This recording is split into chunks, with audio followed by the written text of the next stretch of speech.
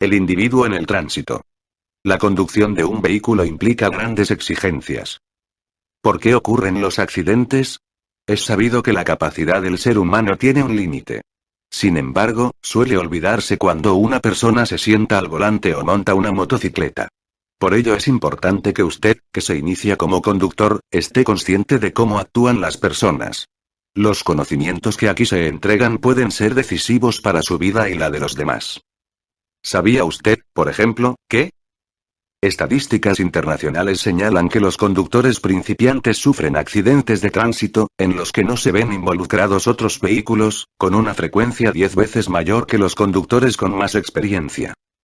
Las estadísticas también indican que la mayoría de las personas se ve involucrada en su vida en un accidente de tránsito donde resultan lesiones personales.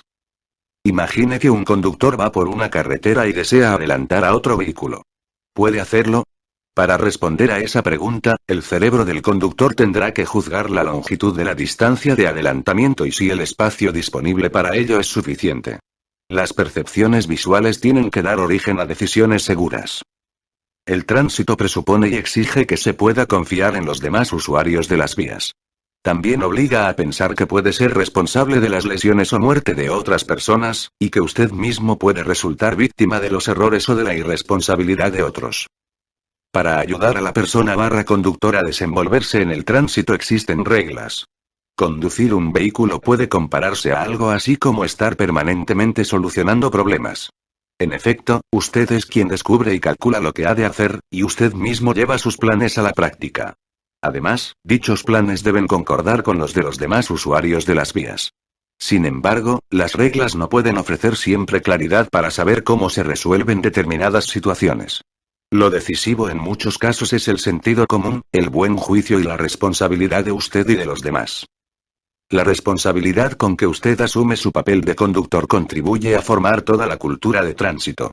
Si hay muchas personas irresponsables, habrá, sin duda, un tránsito más violento y agresivo y, por lo tanto, mucho más peligroso. ¿Están capacitadas las personas para responder a las exigencias del tránsito? Acompaña al siguiente conductor durante algunos kilómetros de viaje. Está oscureciendo, está nublado y la visibilidad es reducida. La carretera parece desaparecer al final de una cuesta, posición 1. La velocidad es de 90 km por hora y el conductor ve cómo la carretera continúa más allá. Él espera que haya una curva hacia la izquierda. Decide cambiar de sintonía la radio. De pronto se lleva una sorpresa. La carretera tiene una curva hacia la derecha, viéndose obligado a maniobrar bruscamente, al mismo tiempo que afloja la presión sobre el acelerador. Por suerte, el pavimento está seco y tiene buena fricción. Después de la curva a la derecha hay una hacia la izquierda, y poco después de esta, en la posición 2, se acerca algo que parece ser una motocicleta, pero resulta ser un automóvil cuyo foco izquierdo va apagado. Pronto nuestro automovilista se ve obligado a reducir la velocidad, ya que va a pasar a un ciclista y la carretera es demasiado estrecha para dar cabida a 3 vehículos. El riesgo es muy alto. Luego de unos cientos de metros, en la posición 3, nuestro conductor se cruza con un vehículo cuyas luces bajas son muy potentes, quizás estén mal ajustadas, y sorpresivamente descubre a un peatón que transita a escasos metros delante de su vehículo. Este peatón no lleva nada reflectante, pero camina por el borde de la calzada, por lo que puede evitarse un accidente. El conductor comienza a sentir una sensación de disgusto. Piensa en lo ocurrido en el último kilómetro y, a la vez, a 90 km por hora, ingresa a una zona con bosques a ambos lados de la carretera. Ya en la posición 4 y con su atención dispersa, descubre 2 animales que están cruzando de izquierda a derecha, a unos 100 metros delante de su automóvil. El conductor frena algo y continúa a una velocidad más baja, ya que luego virará a la derecha. Rápidamente llega al cruce, y al virar a la derecha, en la posición 5, sobrepasa la línea central, que marca el eje de la calzada. Sin embargo, no ocurre un accidente porque no venían vehículos en sentido contrario. A lo largo de estos kilómetros se han manifestado aspectos importantes del tránsito y del comportamiento del conductor. A continuación se examinarán las situaciones que surgieron, conjeturando acerca de lo que pudo suceder. En la posición 1, el conductor interpretó mal el terreno. Esperaba una curva hacia la izquierda, pero la curva era hacia la derecha. Luego, de igual modo, interpretó mal al auto que llevaba un foco roto, creyendo que era una motocicleta. Estas interpretaciones erróneas del entorno, que son bastante corrientes, pueden ser muy peligrosas. Surgen cuando los indicios en cuanto a distancia y forma son insuficientes o poco claros. Otros ejemplos de interpretaciones erróneas son cuando al conducir por terreno montañoso o sinuoso, se tiene la sensación de ir cuesta abajo, en circunstancias que lo hace cuesta arriba. O cuando los focos sucios o con luz poco potente de un vehículo hacen que éste parezca encontrarse a mayor distancia de la real. Una especie de imagen estereoscópica aparece una vez que el cerebro ha hecho su interpretación, pero esta capacidad de percibir distancias funciona solo cuando se trata de distancias cortas. A distancias superiores a los 50 metros los indicios y pistas del entorno adquieren más y más importancia a la hora de juzgar distancias. ¿Por qué es importante saber esto? Porque casi siempre carecerá parcialmente de ciertos indicios, o estos se presentarán de un modo confuso, o incluso no existirán, por ejemplo, cuando hay niebla, cuando está oscuro o cuando quede cegado por la luz. Y el resultado puede ser interpretaciones erróneas muy peligrosas. Por lo tanto, una buena regla es mostrarse desconfiado de las propias percepciones, y no conducir cuando se está cansado. Falta de concentración. Volvamos al caso del conductor que acabamos de presentar. Con seguridad, una causa que contribuyó a que fuera sorprendido por la curva a la derecha fue el hecho de que se desconcentró al poner su atención en el cambio de sintonía de la radio. Hacer dos cosas al mismo tiempo puede resultar muy riesgoso, especialmente tratándose de conductores inexpertos. Por una parte, porque un conductor sin experiencia pierde con mayor facilidad el control de su vehículo, y, por otra, porque estos tienen mayor dificultad para enfrentar bien una situación difícil. Además de llevar las dos manos sobre el volante, es importante concentrarse en el tránsito. Por ello, no debe conducir si se encuentra contrariado por algo que le ha sucedido y evite las discusiones mientras conduce. Los problemas emocionales que desvían los pensamientos, el ocuparse de una radio, de un teléfono, el fumar o comer mientras conduce influyen negativamente en la seguridad del tránsito. Distraerse y desviar la atención de lo que se está haciendo, con algún pensamiento o algo que hemos visto, es un hecho que ocurre con frecuencia. Las distracciones al conducir son causa de muchos accidentes. Si usted se distrae tendrá menos tiempo para reaccionar ante un imprevisto, ya que tardará más tiempo en recibir información. Conducir requiere toda su atención. Capacidad de reacción. El conductor reaccionó rápidamente cuando estuvo a punto de salirse del camino en la primera curva. Demostró buena capacidad de reacción. El movimiento del volante y la reducción de velocidad salvaron la situación. El tiempo de reacción del conductor tiene gran importancia cuando se enfrenta a una situación difícil. Sin embargo, debe tener presente que en una comparación entre quien tiene un menor tiempo de reacción y quien conduce a baja velocidad, por ejemplo cuando se trata de ver quién se detiene primero, el que conduce a menor velocidad lleva todas las de ganar. Con frecuencia se piensa que los conductores jóvenes reaccionan en cualquier situación con mayor rapidez que quienes tienen más edad. Esto es falso. El tiempo de reacción que en un conductor joven suele ser menor se refiere solo a la reacción simple. Es decir, la reacción ante una señal que se sabe que se va a presentar, pero este tipo de situaciones no se dan con mucha frecuencia en el tránsito. En situaciones reales que requieren reacciones complejas, en las que deben interpretarse rápidamente muchas impresiones, los conductores expertos tienen una reacción mucho más rápida. El grupo de edad más rápido corresponde a quienes tienen entre 35 y 50 años. Posteriormente, a medida que la edad va aumentando, el tiempo de reacción va siendo mayor. Capacidad visual. El conductor se sorprendió al descubrir a un ciclista a pocos metros de su vehículo. Esto lleva a pensar en la capacidad para ver en la oscuridad y descubrir los objetos importantes en el tránsito. Las personas no tienen la vista aguda del halcón ni la capacidad de los felinos para ver en la oscuridad. Al conducir en la oscuridad es frecuente que se presenten efectos de ceguera, ya que a pesar de que no se miren las luces de vehículos que vienen en sentido contrario, es posible que algunos rayos de luz se reflejen dentro del ojo, empeorando por corto tiempo la visión. La figura A muestra cómo puede ser el efecto de ceguera en estos casos. Usted sabe que adaptarse a los cambios de iluminación lleva cierto tiempo. Cuando se pasa a un recinto oscuro desde la luz del día y a pleno sol, al principio se ve muy mal. Incluso, durante algunos momentos puede que no se vea nada.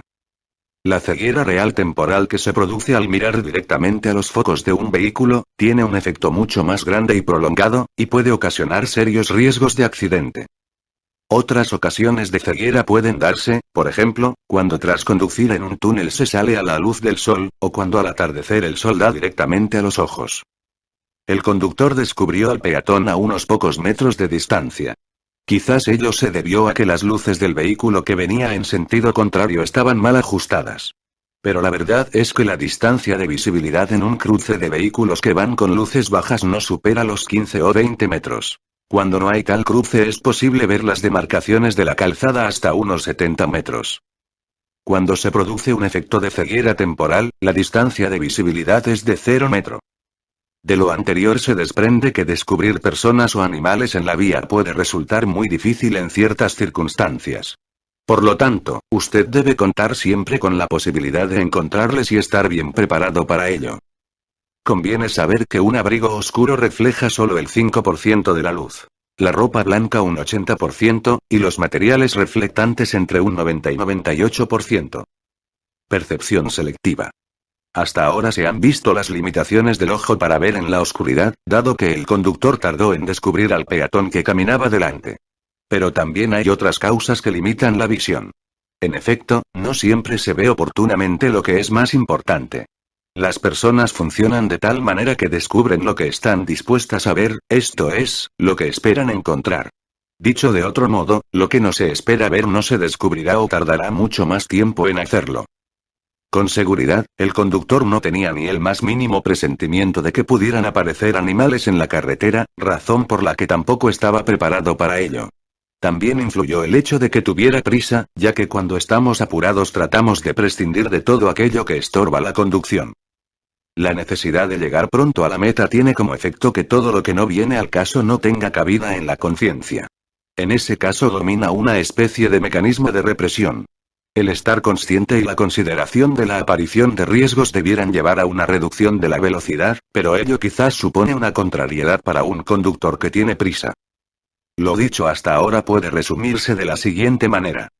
A menudo se está expuesto a una gran cantidad de impresiones sensoriales. Al ir conduciendo no se tiene tiempo de descubrirlo todo, por lo que se selecciona los estímulos o información. Tanto la selección como su interpretación no dependen de la casualidad, sino que se ven influenciadas por las expectativas y necesidades y por el estado de vigilancia. Lo anterior es aplicable a todas las personas y suele llamarse percepción selectiva. Sin embargo, existen diferencias entre las distintas personas en cuanto a cómo captan e interpretan una situación. Así, lo que una persona ha visto puede no haber sido percibido por otra, y la interpretación de un hecho puede ser muy diferente de una persona a otra. Después de realizado el proceso perceptivo, que es rapidísimo, se decide acerca de una acción.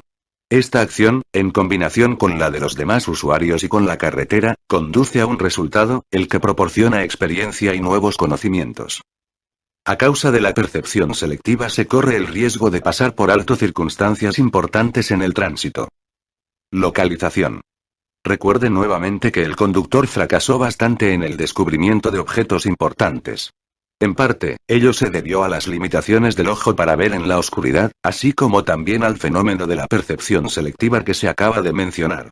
Pero además existe otro factor importante: la forma como el conductor mira durante la conducción. ¿Hacia dónde, en qué orden y durante cuánto tiempo mira el conductor? Estos tres factores dependen de la habilidad de cada persona y van variando con la experiencia. Para poder comprender mejor, hay que saber cómo funciona el ojo. La pupila regula la entrada de luz variando de tamaño. Esta aumenta en la oscuridad. El cristalino provoca la refracción del rayo de luz para que vaya a parar a la retina, en un ojo normal.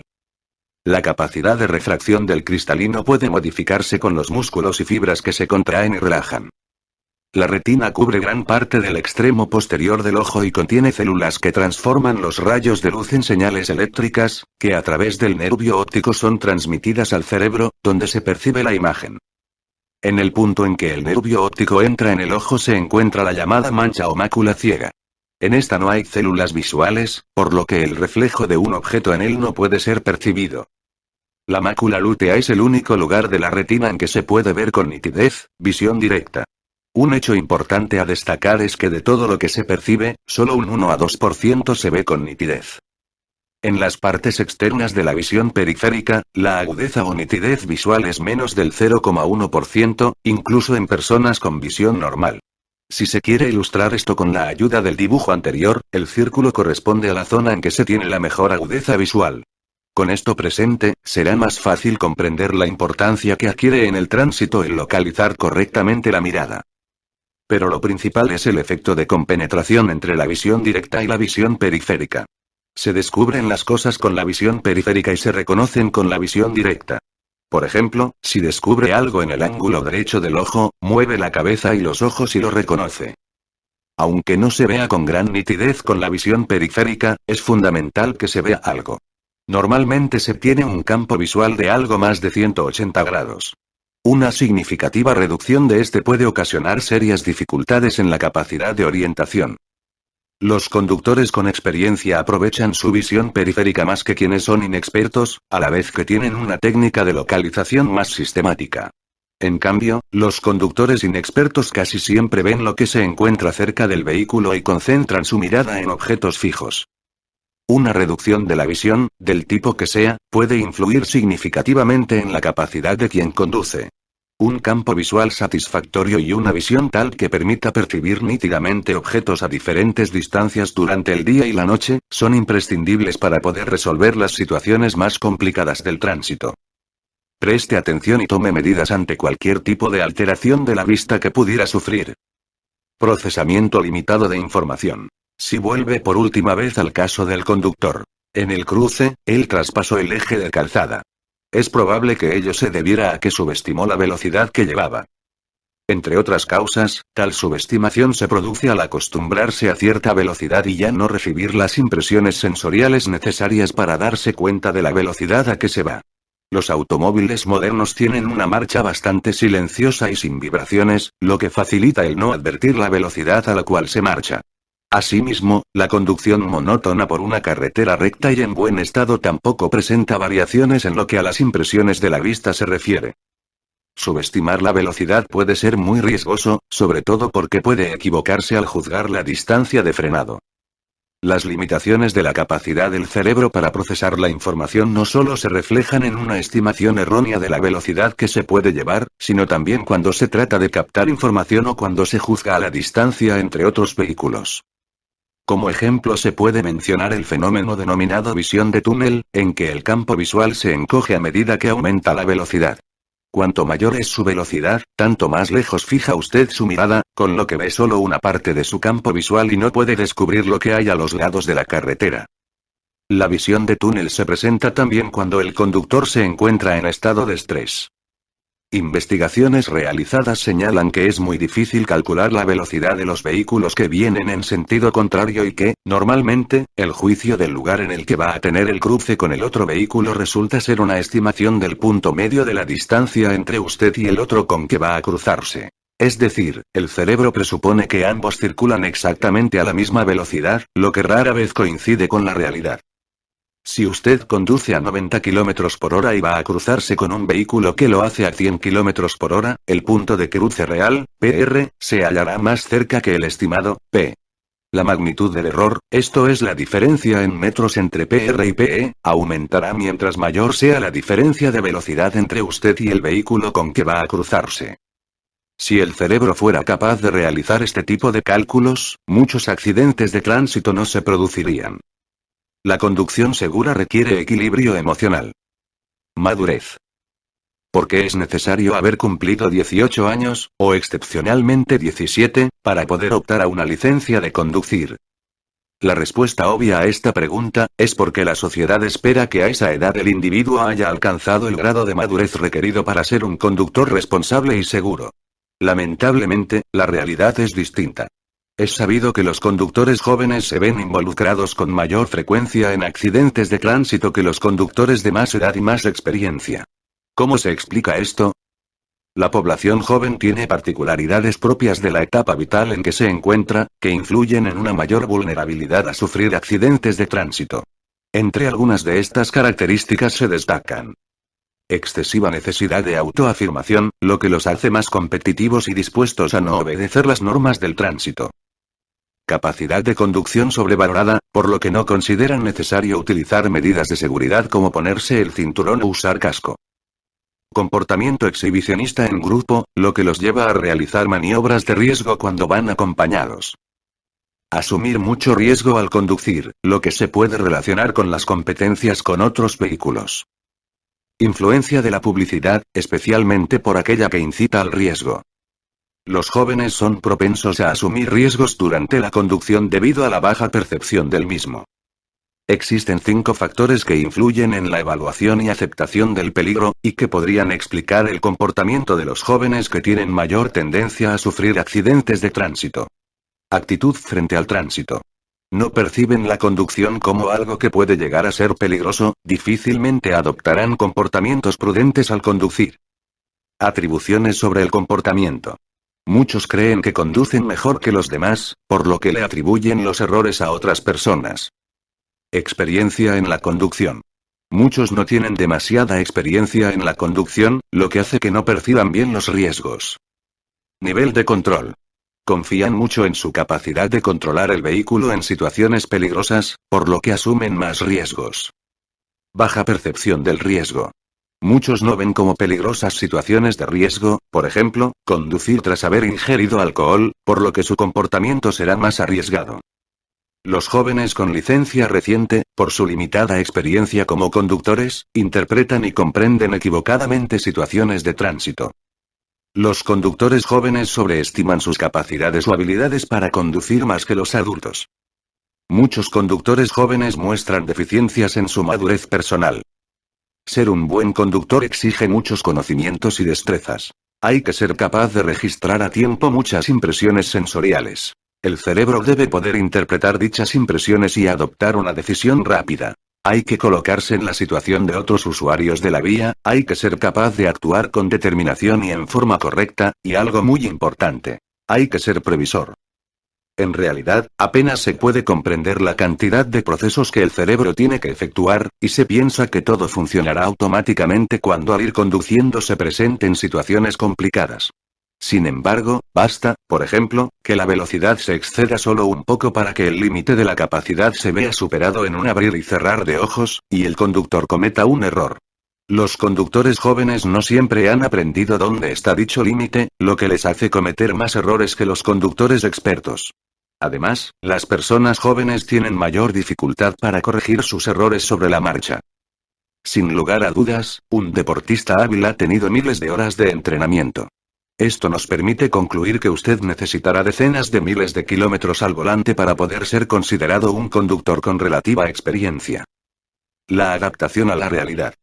El adaptarse a la realidad, esto es, el poder distinguir qué conductas son adecuadas y en qué contexto, denota madurez en una persona. Muchos conductores muestran no tener la madurez personal suficiente. ¿Cómo se debe juzgar a aquel conductor que en la carretera, o incluso en la ciudad, trata de imitar a un famoso corredor de automóviles, efectuando adelantamientos bruscos y exponiéndose a grandes riesgos? Lo único que está demostrando ese conductor son deficiencias en el desarrollo de su personalidad. Tal vez él piensa que los pilotos de automóviles de carrera son dignos de admiración y trata de imitarlos, de representar un papel para el cual no es competente, y lo hace además, en un lugar absolutamente inadecuado, la vía pública, en lugar de una pista de carreras. La identidad. Poseer una identidad implica tener una idea clara acerca de quién es uno mismo, qué principios y valores tiene, qué es lo que quiere, qué es lo que sabe y qué limitaciones tiene. Para lograrlo, se debe experimentar, probar y conocer cuáles son los límites. Durante este periodo previo a alcanzar una identidad, en el que se busca conocer los límites, se puede cometer errores, que muchas veces pueden resultar fatales. En el caso de un conductor joven esto puede significar lamentablemente, por ejemplo, probar cuál es la velocidad máxima del vehículo, tratar de pasar una curva cerrada a 80 km por hora o tratar de batir la marca de tiempo que lleva conducir cierto trayecto. El conocimiento de sí mismo. Para que este conocimiento sea adecuado, debe ser un conocimiento real. Es decir, los jóvenes deben saber cuáles son sus habilidades y limitaciones, y ser capaces de aceptar que tienen falencias, que en un determinado momento podrían ser la causa de una conducta errada. Sin embargo, encuestas realizadas en otros países han permitido conocer cómo los jóvenes con licencia de conducir reciente juzgan su propia habilidad para conducir. Del análisis de las respuestas se concluye que, en general, las mujeres se consideran a sí mismas como mediocres o debajo del término medio. Contrariamente, las respuestas de los varones permiten aseverar que estos se sobreestiman. Un denominador común de todos ellos es que se creen más hábiles que el promedio. No obstante, la gran cantidad de accidentes en que se ven involucrados no concuerda con la opinión que tienen acerca de sus propias habilidades para conducir. Autocontrol. El saber controlarse en situaciones que afectan el lado más vulnerable es también una muestra de madurez personal. Los niños cuando se enfadan muestran su rabia en forma descontrolada. Gritan, patean o golpean algún objeto o a alguna persona. Si como conductores se muestra tal forma de agresividad descontrolada, las consecuencias pueden ser catastróficas. Se trata, en cambio, de dominar la eventual irritación o ira incluso cuando otro usuario de la vía haya tenido una conducta incorrecta, o usted lo perciba así. La agresividad hace que se actúe mal. En primer lugar, porque se percibe y juzga erróneamente una situación, y, segundo, porque lleva a tomar decisiones impulsivas.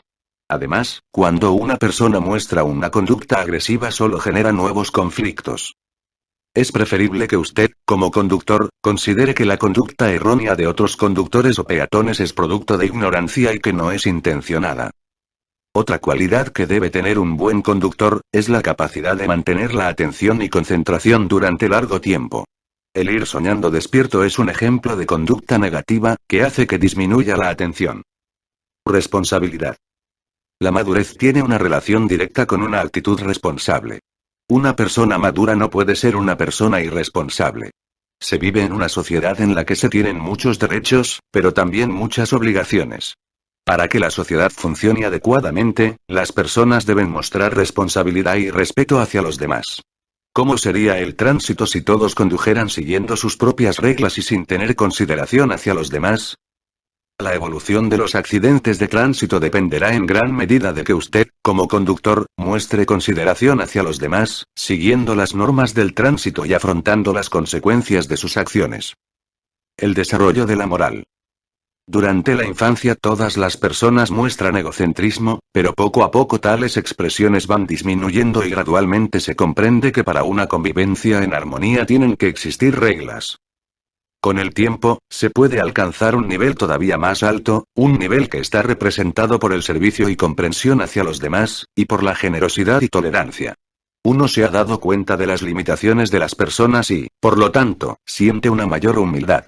Esta actitud conduce a que en nuestro comportamiento como conductores tratemos de ayudar, a que nos sintamos en comunidad con el resto de usuarios de las vías y a que tengamos consideración con ciclistas y peatones.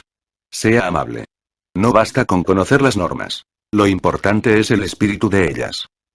Sin embargo, lamentablemente, muchas veces se puede comprobar que el egocentrismo sigue dominando en ciertas personas, o que éstas con demasiada facilidad retroceden hasta una etapa inmadura de su desarrollo.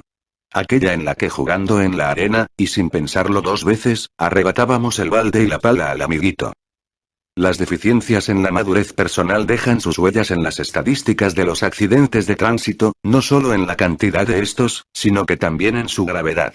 Los vehículos hoy en día poseen grandes recursos de potencia que muchos se sienten tentados de usar al máximo. Un conductor que desea demostrar su poder o su superioridad, siente que su vehículo es un instrumento con el que puede fortalecer su personalidad, ser más osado y más independiente. Si bien él no piensa necesariamente esto de modo consciente, puede suceder así en su subconsciente, y no tardará en enfrentarse a situaciones críticas en las que en el peor de los casos excederá el límite dentro del cual puede actuar adecuadamente. La presión del grupo y la propia fortaleza. A veces, cuando una persona se encuentra en compañía de otras, reacciona en forma desacostumbrada.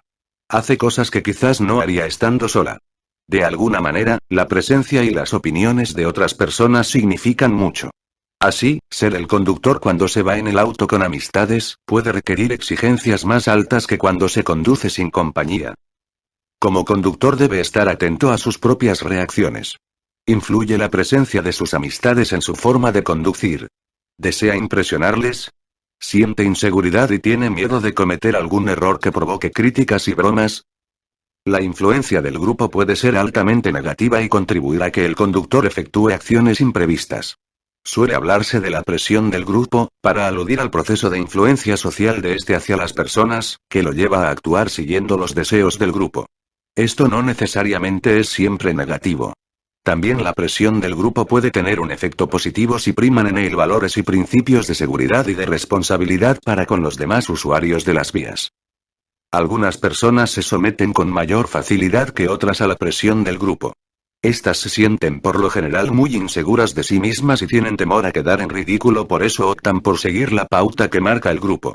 Otras personas, en cambio, resisten mejor tal presión. Poseen una mayor autonomía y voluntad para defender sus opiniones.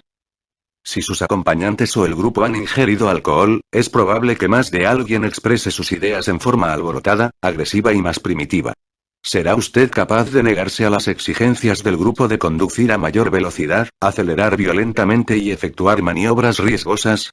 ¿O no podrá soportar que le tilden de miedoso si se niega a transportar mayor cantidad de pasajeros que la que acepta su vehículo, o que se rían de su prudencia para conducir? La recomendación para un grupo como este debe ser: reflexionen y cambien de estilo. O en el peor de los casos habrá que darle a usted un consejo: cambie de grupo. Ante muchos accidentes de tránsito cabría preguntarse, ¿en qué grado fue responsable el grupo de que ocurriera el accidente? No obstante lo anterior, evidentemente la mayoría de los jóvenes muestran actitudes responsables y se influyen mutuamente en forma positiva, y si aprenden y practican las reglas básicas de seguridad de tránsito que aquí se entregan, con el tiempo serán conductores autónomos y seguros. Conductas que implican riesgos.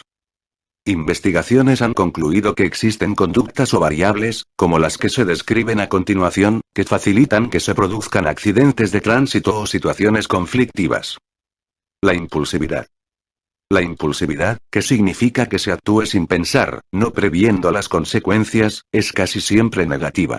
Con frecuencia lleva a acciones que hacen que se pierda el control del vehículo o se sorprenda a otros usuarios de la vía, con el consiguiente riesgo de accidentes. Las acciones impulsivas son típicas de niños, quienes casi siempre suelen dar rienda suelta a sus impulsos. El no asumir la culpa. Ciertas personas tienen una gran propensión a culpar a otros y se niegan a ver su propio comportamiento en el desarrollo de los acontecimientos. Evaden su culpa con pretextos, lo que en la mayoría de los casos genera la irritación de los demás. Estas personas culpan a otros de lo sucedido y no asumen su responsabilidad y, por lo tanto, no modifican su conducta, ni sacan experiencias valederas, frenando así su desarrollo personal al no existir aprendizaje de las experiencias. El darse cuenta de que se ha cometido un error y comprender que el comportamiento como conductor debe mejorar constantemente, es muy importante cuando se desea desarrollar y convertir en un conductor seguro. Represión. En diferentes situaciones de la vida las personas tratan de reprimir o dejar de lado los pensamientos que, de alguna manera, están impidiendo lograr sus objetivos. El contemplar y comprender la realidad correctamente, en lugar de tergiversarla o reprimirla, puede resultar decisivo cuando se conduce un vehículo. Se asume el riesgo de seguir conduciendo a la misma velocidad a pesar de haber oscurecido y de que la carretera brilla a consecuencia de una fina capa de agua o hielo. ¿O se es lo suficientemente temerario para creer que el adelantamiento saldrá bien a pesar de que el espacio disponible es escaso? ¿Se captan los riesgos o no importan? En el fuero interno se sabe que los riesgos aumentan. No obstante, otras cosas, como llegar a cierta hora, parecen más importantes. En la mayoría de los conductores esta represión tiene lugar alguna vez. Pero en algunos ocurre con frecuencia, disminuyendo la consciencia del riesgo y aumentando la tendencia a correrlos, e incrementándose así enormemente la probabilidad de accidentarse. Formación de reacción. Durante la juventud muchas personas son tímidas o sienten temor a quedar en ridículo, pudiendo albergar sentimientos contradictorios sobre sí mismas. Por una parte desean parecer seguras y eventualmente osadas, pero por otra, se sienten inseguras. ¿Cómo resolver tal conflicto? Está claro que se puede reaccionar de maneras diferentes, pero no es raro que uno de los sentimientos se vea fortalecido en exceso, y el resultado sea que una persona insegura muestre un comportamiento agresivo. En determinada circunstancia, una persona tímida puede desear mostrarse atrevida para sobresalir y recibir el elogio o la estimación de otros. Muchos accidentes de tránsito son consecuencia de este mecanismo, que se denomina formación de reacción. Hacerse valer. Quizás alguien desea mostrar a sus acompañantes lo competente que es como conductor. Así, la acción se refuerza frecuentemente con palabras para que ellos se den cuenta de cómo hay que conducir un automóvil. Otra forma de hacerse valer puede derivar en un deseo de defender su derecho a cualquier precio. El sentirse superior al resto o el pensar que se tiene más derechos, lleva con frecuencia a sentir algunas conductas de otros como desafíos, o a pensar, cuando otro conductor realiza una maniobra con la cual no se está de acuerdo, en que hay que darle su merecido. Independientemente de que se tenga o no la razón, el aceptar el desafío rápidamente o darle a alguien lo que se merece aumenta los riesgos de tener o provocar un accidente.